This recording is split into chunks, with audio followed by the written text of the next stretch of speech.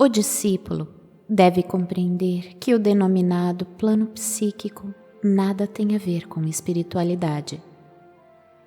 É uma faculdade da consciência humana que pode ser desenvolvida por seres humanos que lhe dispensarem atenção suficiente. Mas o indivíduo que deseja penetrar no plano psíquico sozinho, consciente ou inconscientemente, melhor seria não houvesse nascido nesta encarnação. A fascinação dos fenômenos do plano psíquico, asseguro-vos, é das mais sedutoras, pois aqueles cuja atenção se prenda firmemente ao plano psíquico não se libertam dele nesta encarnação, sendo às vezes necessários vários renascimentos para libertá-los. Em todo nível de consciência há um fragmento de verdade incompreendida. Se assim não fora, não poderia ela sustentar-se. Só a verdade é eterna. A mentira existe, é possível, porém é transitória. Deveis compreender que em todas as coisas e em todas as atividades há, em maior ou menor proporção, a energia divina em ação, talvez erroneamente empregada, mas não obstante ativa.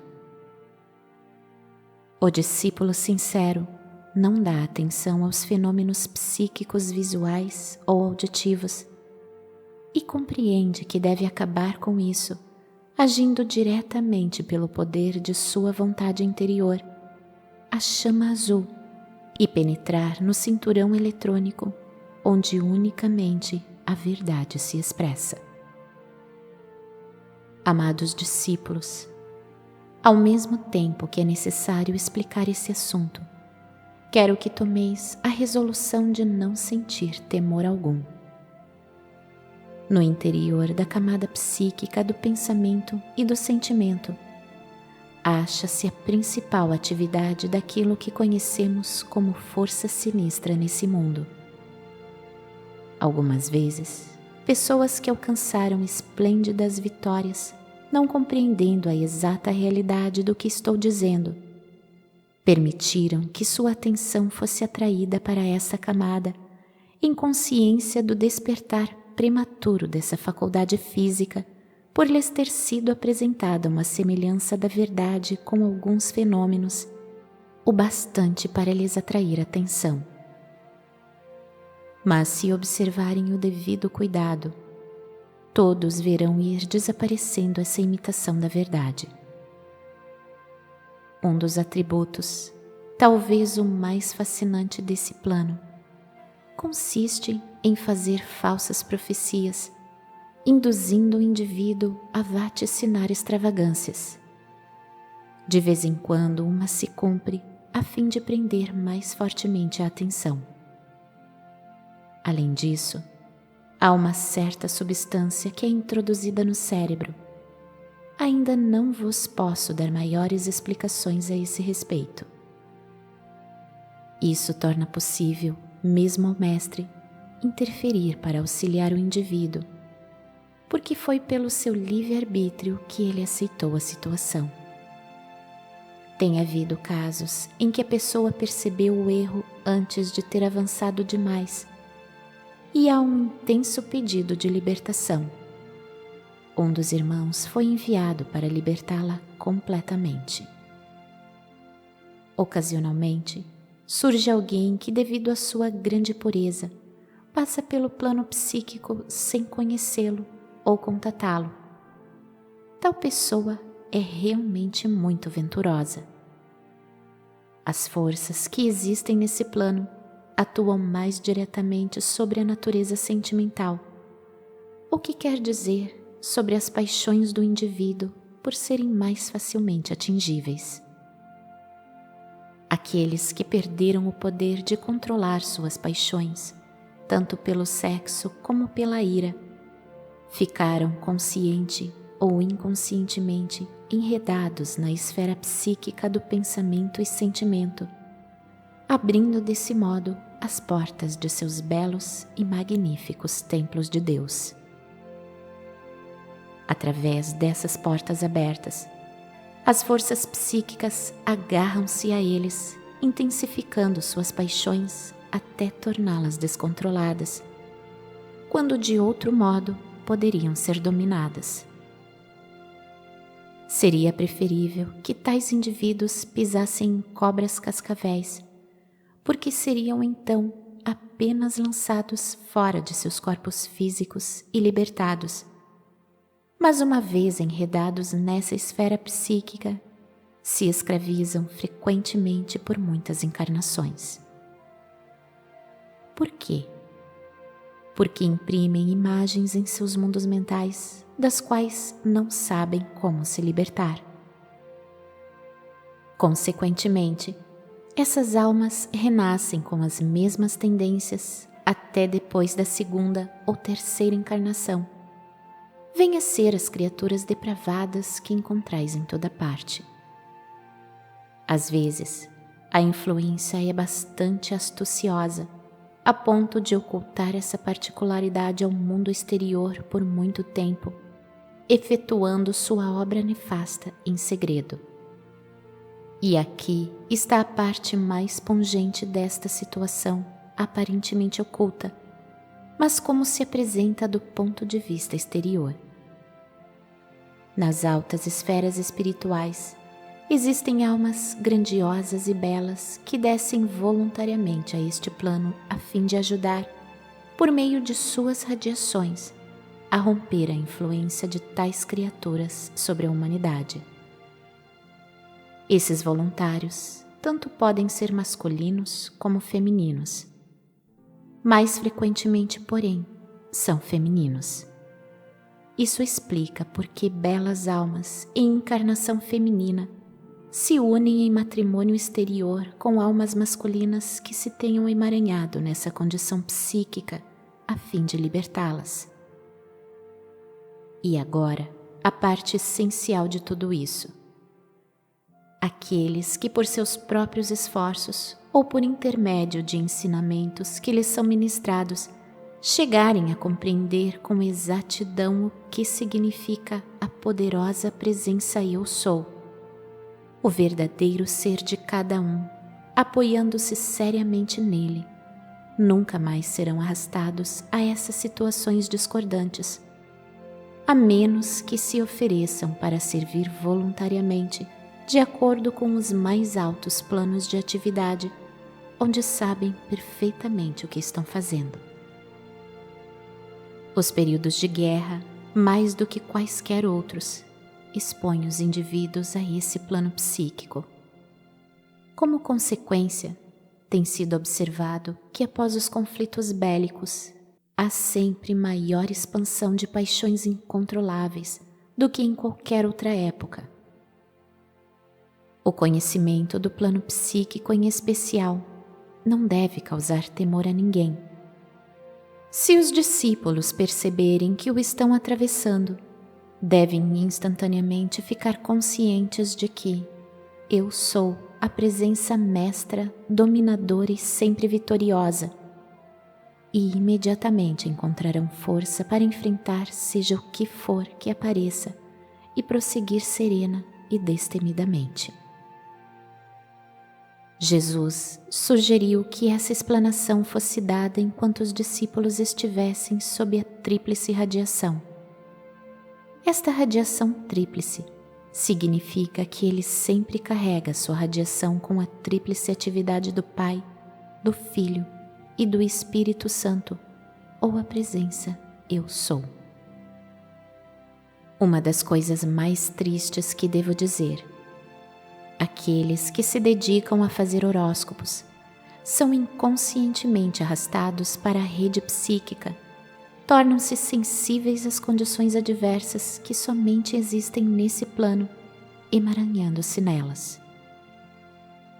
Esta é uma das atividades mais lamentáveis, porque o indivíduo se conserva inteiramente inconsciente de ter aberto a porta a semelhantes condições, chegando a enredar-se de tal modo que nenhuma soma de argumentos ou razões poderá modificar-lhe a crença na astrologia.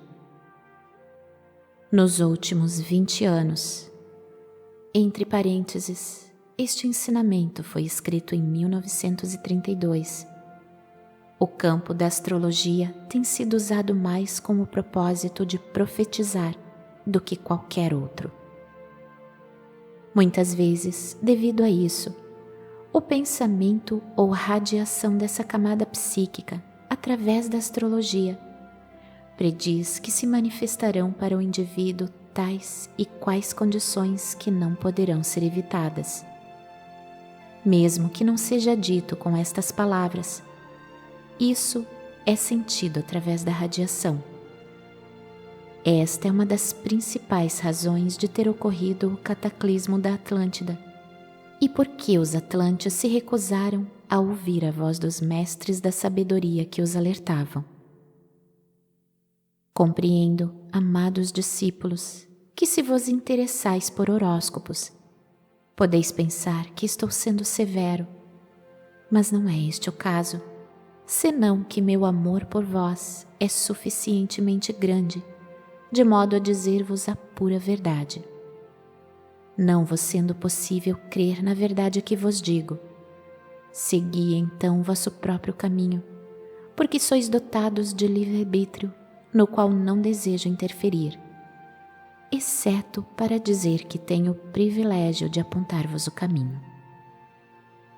Aqueles que se apegarem tenazmente à sua presença eu sou, jamais deverão temer qualquer dessas coisas, porque ela as corrigirá e os conservará firmes no verdadeiro caminho da luz, cujos degraus de ouro poderão subir com passos firmes e precisos, até adquirir seu domínio pleno e perfeito.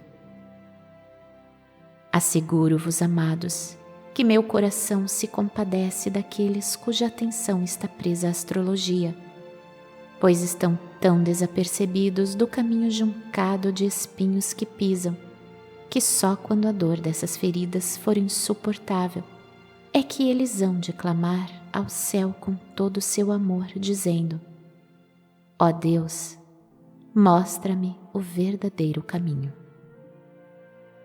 Amados discípulos, vós que com tanto empenho buscais a luz, sabei que existe somente a presença una, que é vossa proteção invencível e que é a grande presença Eu Sou, Deus em vós.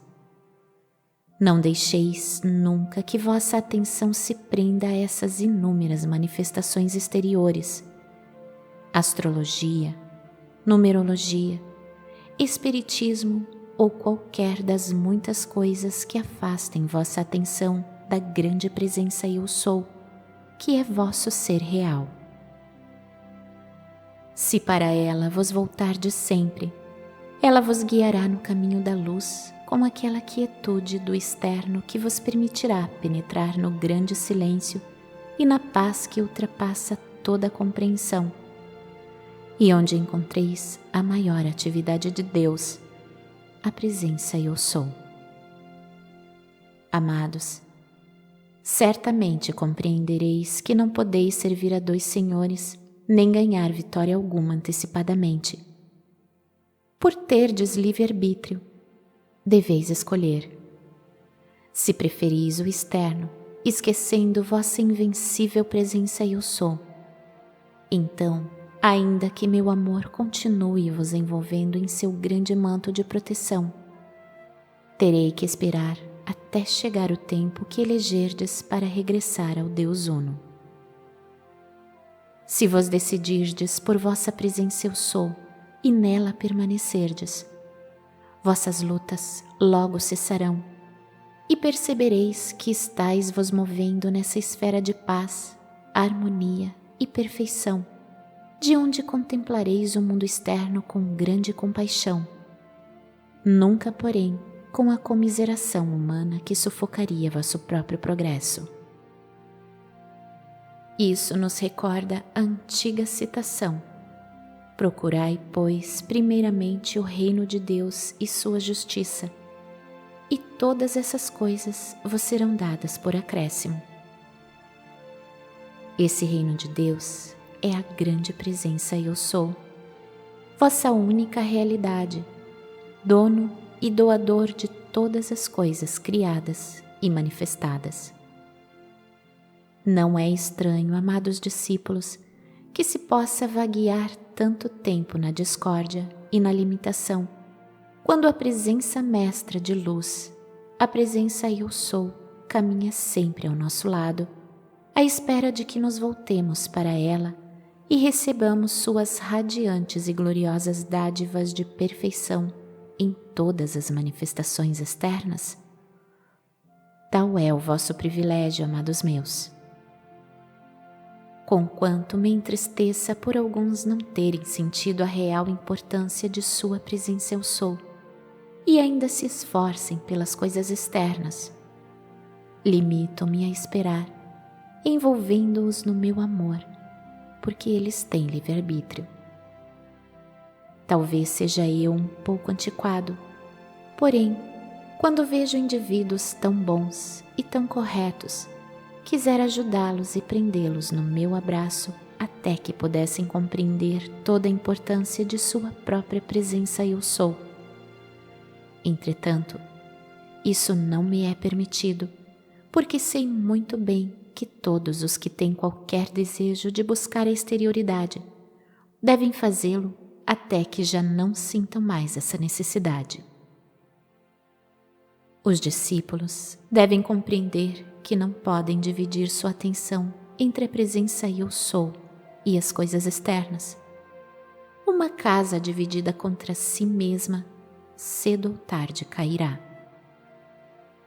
Toda grandeza depende da presença Eu Sou, e é ela quem governa ou deveria governar a forma. Nela está toda a força, valor e poder. Se esses abençoados discípulos pudessem ao menos compreender plenamente que grande privilégio permanece à sua disposição e como em tempo relativamente curto poderiam libertar-se de toda limitação.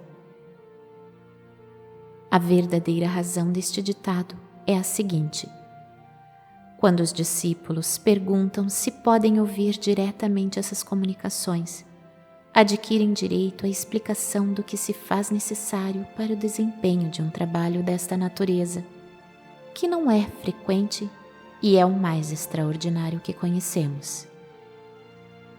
O fato é que o Deus Uno é sempre perfeito, sempre foi, é agora e sempre será, e o Eu Sou é essa presença. Mas se os discípulos não têm consciência disso, seu corpo e seu cérebro devem passar por um período de ajustamento. A estrutura atômica é um instrumento mecânico e as partes inumeráveis de que se compõe devem trabalhar em harmonia e perfeita cooperação umas com as outras. Os discípulos não compreendem que quando um certo trabalho específico deve ser realizado, tem que haver também um preparo definido nesse sentido. Por exemplo, suponhamos que exista uma pessoa que, por natureza, é dotada de uma qualidade invulgar para falar em público.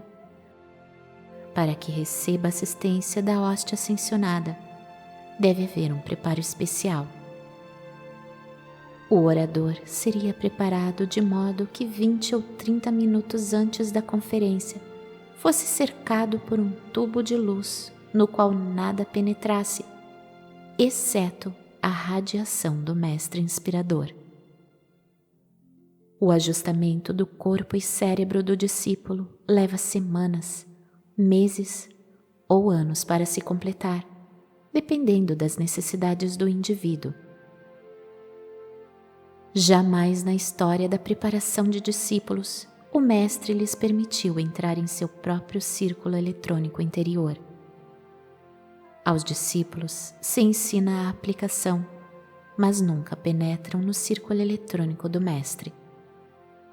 O círculo eletrônico aqui organizado para este trabalho exigiu 30 anos de preparação, e não obstante a beleza de radiação e amor de um indivíduo, nós não temos tempo para aprontar e ajustar a estrutura atômica do cérebro e do corpo dos indivíduos neste período de crise mundial.